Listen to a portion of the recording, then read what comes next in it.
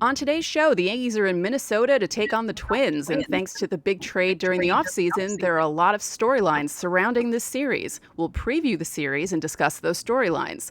Miguel Andujar requested a trade after he was optioned down to AAA this weekend, and Gary Sanchez is supporting him, plus the story of the Yankees championship belt. That's all coming up right now on Locked On Yankees.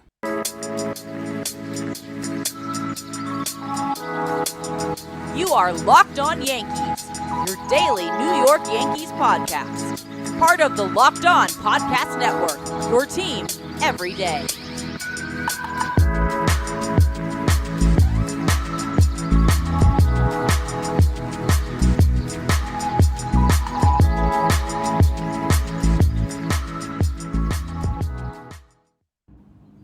Hello, Yankees fans. Welcome to Locked On Yankees, which is part of the Locked On Podcast Network, your team every day. I'm Stacey Gotsoulias, and I'm joined by my co-host, Abbey Mastracco. We'd like to thank you for making Locked On Yankees your first listen every day. We're free and available on all platforms, including Apple, Odyssey, Spotify, and Stitcher. You can watch and subscribe to us on YouTube. Also hit the like button and the bell so you're notified as soon as our videos go live. And feel free to comment if you feel so inclined. And when you get into your car, you can tell your smart device to play podcast Locked On Yankees. Amazing selection, reliably low prices, all the parts your car will ever need. Visit rockauto.com and tell them Locked On Yankees sent you. Abby, did you know that it is Prince Day today? It's Prince Day. It's his birthday, right? Yes. He was born Very June 7th, 1958, and the Yankees are playing on Prince Day. They're giving away, from what I saw, purple shirts and purple, it looked like some sort of pullover windbreaker thing. So I don't know if you get both or if you get either or, but that's a pretty good giveaway. That's a great giveaway. I should have won purple today. Yeah, I don't think I have purple. This is as close as I can get to purple. So yeah, the Yankees are in Minnesota to take on the Twins. And I know Yankee fans are very excited about this because of how well the Yankees normally do against the Twins. It's been 20 years of straight up domination for the Yankees against the Twins. But as I always say, because I err on the side of caution, at some point... Caution or pessimism? I think it's caution. At some point, this will turn around and the Yankees won't beat up on them as much. You know, Minnesota's a pretty good team this year. They're 32-24 coming into this series. And as we all know, the Yankees are 39-15, just like we all predicted at the beginning of the season. Since 2008, the Yankees have posted a 65-26 record against the Twins during the regular season. Best mark against any American League team in that time span. And when you think about the Yankees and the Twins in the regular season, you have to also think about the Yankees and the Twins in the playoffs. And they've been dominating them since 2002. And, you know, I think we spoke about this on another show at some point, that those teams were not teams to sneeze at. You know, I mean, those were the Joe Mauer teams, the Justin Morneau teams, the Johan Santana teams. You know, these weren't teams that were bad. It was just... they were beating up on the AL Central.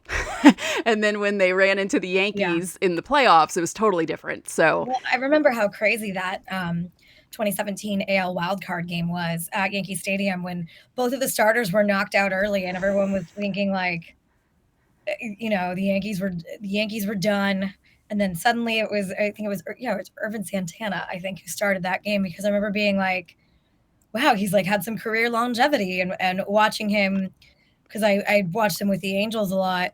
I was like, it's really great how he's been able to sort of reinvent himself. And then it just like, that was such a roller coaster of a game. And that was sort of the comeuppance for the Yankees, you know, that was like the end of the rebuild. And it was a crazy game. And it was my first playoff game at Yankee Stadium. And it was that was an interesting one. Yeah. For me, that game was, you know, they went down early 3-0. Severino started that game, right? And then Gregorius hits the game tying home run. Then Minnesota pulls ahead 4-3. Then Brett Gardner pulls them ahead 5-4. And it was just, it was a really crazy game. How do you still remember like, of all the games that you've watched, like that's such an inconsequential game. Like, it was one AL wildcard game 5 years ago, and you still remember everything that happened. Like, Well, I I have will. some really vivid memories of certain games in my life that I've Yeah. either like covered or watched, but like I can't tell you the exact play-by-play of any of them. Well, for me, I was doubly nervous that day or feeling out of sorts because October 3rd is my dad's death date. So October 3rd is kind of a hard day for me. But in the back of my mind, I thought to myself, wherever Gus is, he's not going to allow the Yankees to lose tonight. It's just not going to happen. So I kind of had faith in that, that my dad would not allow them to lose. And I was like, thanks, Gus. Thank you. Wherever you are, floating around in the universe. Thank you for that. I just like I remember certain moments of certain games that I've covered. I mean, I remember I can tell you the best game that I've ever seen, not necessarily like baseball game. I'm talking like the best game that I've ever covered, period, was game 5 in Chicago, 2014 Western Conference Final. Chicago, that the Kings and the Blackhawks played in double overtime, Oh, yeah. and there was just a really long period, no stoppages, no whistles, and it was just like the most some of the most like beautiful sequences I've ever seen on a It's hockey nice when the rink. refs don't get involved, right? And they just let them play. Yeah, and there were just like quality chances and quality saves, and it was like just it was the best game I've ever covered. And look, I've seen some cool games, and I think the most memorable game for me of like maybe not my childhood because I was 16, but with the 2002 Western Conference Finals, the Sacramento Kings, not the LA Kings, the Sacramento Kings, um, losing to the Lakers and Chris Webber being unable to handle the basketball. And it Yeah. still breaks my heart. But I can't remember like specific play-by-play the way that you can. Yeah. I mean, I can't remember why I walk into a room, but I can remember play by play from games Yeah. like 15 years ago. I don't know how my brain works. It's just one of those things. Now, speaking of the games and everything that's happened so far, Josh Donaldson, part of the trade before the offseason to come here. Isaiah Kiner-Falefa. The other side, Gio Urshela, Gary Sanchez. Josh Donaldson has contributed to 2 wins so far as a walk-off hero opening day and the most recent game of the Also been in season. the news for some other reasons. True, yes. Isaiah Kiner-Falefa has had some big defensive plays. He's had some big hits, tying up games and, contributing. I feel like fans still aren't sold on Kiner-Falefa. Yeah. Like watching some reaction on Twitter, people are still kind of like, "Show me what you got."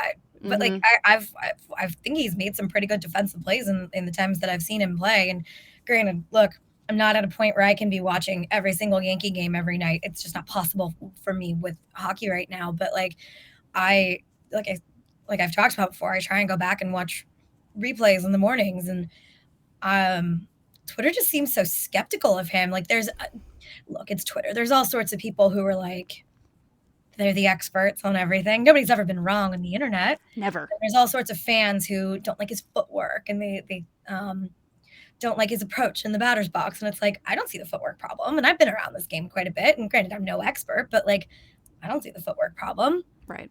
I don't know, it kind of cracks me up. I feel bad for him. Like it's a pressure cooker. As we've talked about many times, it's very tough to play in New York, especially in a position like that. But I feel like fans are not sold on Kiner-Falefa yet. And I think that was a pretty good offseason move. Yeah. And it's just funny because, as I mentioned, they're 39-15. Like, stop complaining about dumb stuff right now. Just be happy that they're doing as well as they're doing because they have a really rough schedule coming up at the second half of this month. And even, again, Minnesota's no one to sneeze at. The other part of that trade, Ben Rortvedt is still not back because he had the initial injury, then a secondary injury that happened while he was rehabbing. But they got Jose Trevino in his place, and He's been extremely influential. yeah. And then as for Sanchez and Urshela, they're not exactly blowing the doors off the place, but I feel like the change of scenery is good for Gary Sanchez so far this season. I just wonder how they're going to perform against the Yankees. I feel like Interesting Sanchez to is going to do see. something. It's always interesting when like a player gets traded and then all of a sudden just like has an absolutely like lights out game. Yeah, I feel like Hits 2 Sanchez is home going to have a runs big against home run. his own team. Like, Yeah. I just sort of I love the chaotic storylines, but like I know fans don't. Sorry. Yeah, I'm almost afraid that Sanchez is going to hit a walk-off home run at some point in this series. Well, and he said through hands later, he was talking to the Twins beat writers. He said he anticipates some adrenaline. Yeah. Which Oh, is, sure. I think, understandable. Yeah. It's like seeing an ex-boyfriend or an ex-girlfriend, like your heartbeat knowing that you're going to see them, all of a sudden you've got that, and you've got the nerve. You want to look really good. You want to make them look jealous. You want to regret their decisions. Yeah. Yeah. And then you also feel your heart's beating fast. You almost feel a little sweaty because you're all nervous. You're like, oh God, how's this going to work out? Yeah. You shouldn't have walked away from me. You made a mistake. That's what you want them to think. Yeah. So in a moment, we will finish up the conversation about this, plus go through the matchups in this Twins-Yankees series. But first, this episode is brought to you by Rock Auto. With the ever-increasing numbers of makes and models, it's now impossible for your local chain auto parts store to stock all the parts you need. And why endure often pointless or seemingly intimidating questioning and wait for the person behind the counter to order the parts on their computer and then choose only the brand their warehouse happens to carry? You have computers with access to rockauto.com at home and in your pocket. You can save time and money when using Rock Auto. It's a family business serving do-it-yourselfers for over 20 years, and their prices are reliably low for every customer. They have everything you could need, from brake parts to tail lamps, motor oil, and even new carpet. Go to rockauto.com right now and see all the parts available for your car or truck. Write Locked On in their How Did You Hear About Us box so they know we sent you. Amazing selection, reliably low prices, all the parts your car will ever need. rockauto.com. We have an important favor to ask you. We've put together a survey so we can learn more about listeners like you and make your favorite Locked On podcasts even better. This is your opportunity to tell us what you like and don't like about Locked On podcasts. Go to lockedonpodcast.com/survey right now to get started. It won't take very long, and everyone that completes a survey can qualify for a chance to win one of 10 $100 Ticketmaster gift cards. To take our audience survey, go to lockedonpodcasts.com/survey. Thanks for your help. So, Carlos Correa. Such a controversial one in the offseason. Like, there were fans who, when I talked about Carlos Correa would be good for the Yankees, there were a lot of fans who were like, the Yankees don't need leadership. And we've been over this and over this again. Yes, every team needs leadership, especially since Brett Gardner is gone. Right. But this notion that, like, because it's the pinstripes, that, like, the leadership is already, like, embedded in the clubhouse. No. That's not how that works. Like, you have to have players that are setting the culture. And I get that people are still bitter about the Astros, the sign stealing, and there's obviously, like, a lot of anger towards that. But, like, man, I got such fiery reactions when I said that the Yankees should give Carlos Correa a contract. I Me too. I should have expected that, but, like, yeah, it's interesting to see the range of, like, look, like, I've been in clubhouses for a decade now. Like, these people have not. Like, I understand how on the outside there is this, like, culture and the aura of the pinstripes, and there's no facial hair, and it's been set for decades. Like, the culture in the clubhouse has been set. That's not the culture in the clubhouse, though. That's the culture around the team. Right. That's different than the day-to-day in the clubhouse. And Carlos Correa in Minnesota, look how well they're doing with some leadership on that team now. Yeah. And everyone who was worried about, although actually what happened a couple of weeks ago didn't really help Donaldson's case, but they were worried about him coming over because of the stuff he said about Cole last season.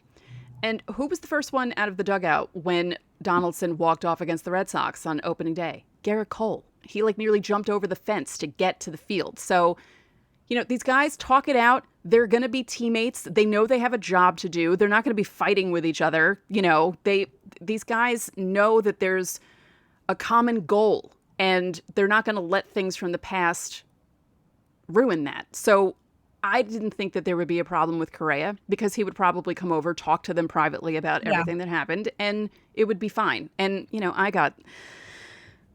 I got people mad at me too because I kept talking about. Well, because there are things that, like, not all the information has been made public, and there are things that we're never going to know because we were not in that clubhouse. There's things that I've been told by members of the Astros front office or other teams' front offices that I've been told off the record that I can see, like, okay, that looks bad, that looks fine. It's like adds a little more context. It's not as cut and dry as the Astros stole signs and screwed the Yankees out of a championship. From all the information that we have, they were not doing that in the postseason. So I understand the fan resentment saying they stole a championship. But look, would the Yankees have even won the World Series that year? Like, would they have won in 2017? If they had gotten past the Astros? Because you act like the narrative is like they stole a champion. No, maybe the Yankees would have still had to win in the World Series. Right. Are we really going to say that, like, that was going to be an automatic win for them? Right. I get it. Look, I just talked about the 2002 Western Conference Finals with the Kings and the Lakers, and would the Kings have won the NBA championship that year? Like, I don't know. Right. I would have liked to think that they had a shot. Yeah. But, like, that is still the most devastating sports event in my lifetime. It is, and I'm so dead inside as a fan. Maybe it's because of that one incident. I don't know. And I don't know. I'm not sitting here saying, like, oh yeah, the Kings definitely would have won the championship that year. No, they would have still had to win in the championship. Right. It is what it is. It happened. Correa in the Yankees clubhouse, I don't think would have caused any problems. No. But Kiner Falefa has done well for them. Yeah. It all worked out probably the way it was supposed to. The way that Cashman envisioned it to work out. Because he envisioned it working out. He was banking on some of these guys to do better, and so far, Glaber's doing a lot better than he's been the last 2 seasons. So things are working out probably the way. Have made an impact on the Yankees, though? Yes, absolutely. Oh, yeah. Absolutely. He would have made a huge impact. Yeah. So let's look at, because at first it was TBD, but now we know who's pitching for the Twins. So it will be Jameson Taillon, who has been incredible this season so far with his 6-1 record. Not that that matters, but 2.3 ERA, 44 Ks, nearly pitched a perfect game. That run that the Yankee starters had last week, that was ruined by Jordan Montgomery in his 6 1/3 innings and 2 runs. How dare you? I joked about it on the show yesterday. I was like, that wasn't even a bad start. But I said it before the game on Sunday that if he gives up 2 runs, it's going to be such a big disappointment compared to what the other guys did ahead of him. Yeah, the rotation is really driving. That is the engine that is making this bus go right now. Mm-hmm. And he will be up against Cole Sands, who's a right-hander, who's 0-1 with a 7.88 ERA. Now, let's see how many games and innings. Okay, so only 3 games and 1 game started. And let's see. He pitched 4 innings against Detroit in his last start on the 31st. Gave up 4 runs on 5 hits. So, yeah, he doesn't really pitch a lot. So it'll be interesting to see how the Yankees offense does against him, because as we saw against Rodriguez on Friday night, yes, he was tipping his pitches, and, he came into the game with not such a great ERA, but the Yankees destroyed that poor guy. And I said it on yesterday's show. I don't understand how A.J. Hinch kept him in long enough to give up 10 runs. I felt so bad for him. I don't know. Yeah. That was, I can't speak to it because I don't know what's going on in their bullpen right now. I don't know if it's depleted. Sometimes you just have to wear it, and it's unfortunate, but like, I don't know the domino effect that it might have had on the bullpen or their pitching staff situation. Right. Sorry, we're getting really close to the Stanley Cup. I'm doing what I can here. And then tomorrow night's matchup is Nestor Cortez against Chris Archer. That should be an interesting one. So Cortez I'm intrigued by that. Yeah, 5-1 with a 1.50 ERA, 68 strikeouts. Archer is 0-2 with a 3.89 ERA, 32 strikeouts. Nestor Cortez, I mean, just every time I think that, okay, this is going to be the time. This is going to be the game where it's, I don't expect him to get blown up by anyone, but I expect there to be a start where on the road. He's like human, and So far, it's like, no. He keeps just plugging away and, being the ace. And when you look at the rotation, his 1.50 obviously leads the rotation. And Jordan Montgomery, with his 3.02, has the worst out of all the starters, where other teams would be thrilled if their number one had a 3.02 ERA. ERA. Yeah. And he is the weak one? Right. I don't think so. I mean, it's just pretty clear that this is the strength of the team. And we all thought it would be the bullpen, which has been a huge strength as well. But this rotation is just absolutely out of this world right now. Yeah. And which is helping the bullpen because these guys are lasting 6, 7, 8 innings and giving guys rest because, there are a few guys that are out now. So the bullpen needs that to happen. So, yeah, the rotation looks so strong right now. Yeah. Now, one number that sticks out to me in the matchups, because we didn't get to the matchups for the other two, but that's okay. Josh Donaldson has faced Chris Archer 47 times. He's only batting 149, but he has 3 home runs and 4 runs batted in. And the rest of the Yankees don't really do that great against Archer. Marwin Gonzalez has 14 at-bats against him, is batting 357. But Matt Carpenter has faced him 11 times, only batting 182, but he does have a home run. And, the magic of the stash is happening with Matt Carpenter still. The magic of the stash. We could say the same thing with Nestor. Yeah. I feel like almost telling some of the Yankees who are struggling, just grow a porn stash, and it just seems to be helping everyone. Grow an 80s mustache. Yeah, look like one of the Village People, and it kind of helps. In a moment, we'll go through the third matchup of the series. We'll talk about Andujar wanting to be traded and being supported by former teammate Gary Sanchez. And if we get to it, because I mentioned it in the cold open, we'll talk about the Yankees championship belt. But if we don't get to it, we'll talk about it on tomorrow's show. But first, don't you love a chewy, chocolatey brownie?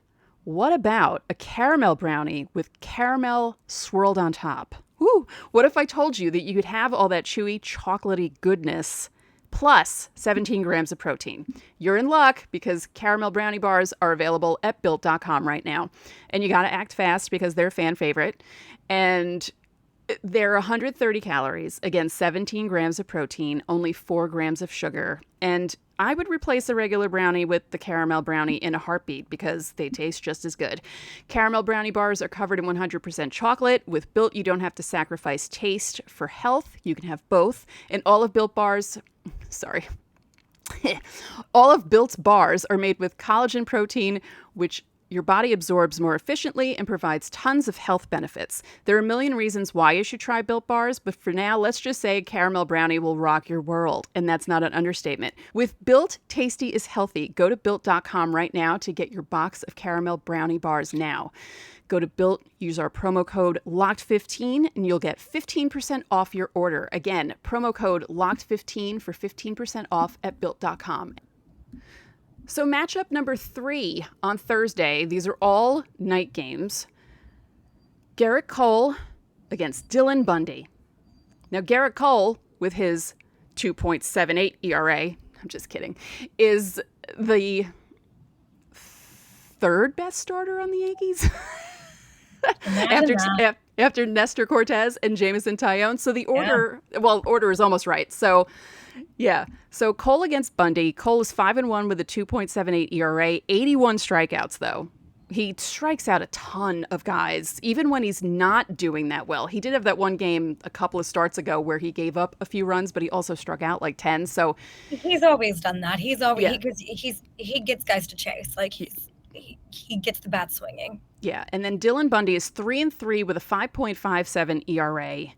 And 36 strikeouts, and that is in 9 games. He's made 9 starts. It's 42 innings, and his last start against Toronto was not a good one. He lasted 2 1/3 innings, gave up 5 runs on 8 hits. But against Toronto, who's picking things up, you kind of expect that. So what will happen against the Yankees? You never know, because with the way they hit the other night, I was a little worried about that too, because it was like, oh my God, they scored 13 runs. They're not going to score for the rest of the series. And They did, They're eventually okay. on Sunday, So yeah, those are your matchups. Now the next bit of news came out, I believe it was Sunday, and I didn't get to talk about it yesterday. Honestly, people, I forgot because there were other things that I was discussing, and I figured I'd rather discuss this with Abby. Miguel Andujar was optioned again, and the first report came out from Hector Gomez on Twitter, and he's usually right with his reports. He's a reporter from the Dominican Republic, and some people were like, they didn't believe it, and then it officially came out that yes, Andujar did request a trade. And I feel bad for Miguel Andujar. He had an amazing 2018 season. He's had injury problems since 2020, but he's done a good enough job in the limited at-bats that he's had during this season, and he's improved his defense a lot because they have him playing left field in Yankee Stadium, which is not easy to do, and he was looking a lot better. And I feel bad that he's not getting the chance to play, but it's just a matter of there are guys ahead of him that are blocking him from playing. Yeah, I think he's a pretty good candidate he's a change of scenery guy. Yeah. Look, he's done better this year. Glaber's having a great resurgent year, though, and I think if both of them were going to bounce back, it was going to be tough to find spots. Right. And Glaber was the one who is having a better year this year. Positionally, he's sort of more necessary than Andujar right now. It's just tough. Like it's a little bit crowded right now. Because he's blocked in two positions, because he could play third. Yeah. And he could play any outfield position now because, well, not center field, but they've put him in both corners, and he's blocked in every spot when people are not healthy. But Stanton's back, and what are they going to do? They can't really. Look, it's unfortunate. You want to keep a young kid like that around because I believe he still has some years of team control. It's not somebody he can request a trade. I don't know if the Yankees are going to want to do that given his status of having couple years of team control still. Right. I said for a little while, and like looking at his numbers, it might be better for him to go somewhere else. Yeah. And be in a different system with a different philosophy, and another coach is going to identify something with him. And it's a tough call. I understand, why he might want it. And I can see why the Yankees wouldn't want to do that for him. Right. I don't know. We'll find out pretty soon here. Yeah. He's a very good young player, but he is he's stuck. He's not showing what he showed a few years ago, and he's also stuck positionally behind a couple guys. It's a really tough place to be in. Gary Sanchez said this to reporters through an interpreter. My opinion, it's time for them or any other team to give him an opportunity. He deserves to play in the big leagues. He's done a good job offensively, but also defensively. He's come a long way defensively, and he's shown that he's capable of staying in the big leagues. Maybe he deserves an opportunity on another team. Now, this is another situation, because we were talking about Sanchez, like, he's going to be facing the Yankees. What is he going to do against them? And I feel like if they honor this and they trade him away and they're able to get something good in return for him, and he ends up playing against them, I can picture something happening also with Andujar having like a big hit against them. I mean, Gary knows because he was subjected to so much scrutiny. Oh, yeah. Development is an inexact science. And Gary had a couple good years, and then it looked like he regressed. Andujar, a couple good years, looked like he regressed. And a lot of people were very critical of the Yankees' development processes. I can never get that word.